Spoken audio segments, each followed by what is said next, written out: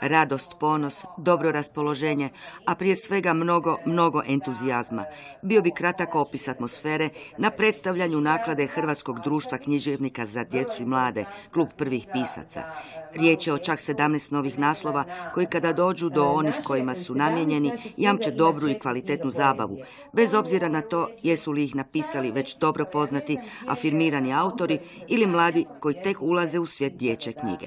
Mi ne idemo na profit, ali idemo na to da knjiga se ne zaustavlja, da se knjiga izdaje, osobito da se izdaju knjige autora koji su nova imena, jer im je vrlo teško. Teško je i nama koji imamo više iza sebe izdati novi naslov, međutim društvo ima zadaću da zapravo promovira ono što je temeljno, promocija čitanja, popularizacija, gostovanja među djecom i da se nešto vrti pozitivno.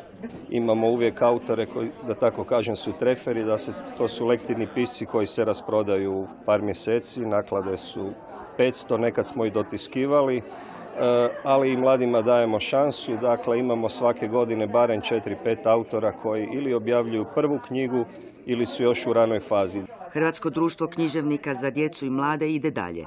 Najavljuju nove projekte, a ne posustaju ni sa starima. Poput Slova u gostima, pa djeca u svojim školama mogu očekivati da im se uživo obrate i stari i novi pisci s nekim od 17 novih naslova. Drago mi je da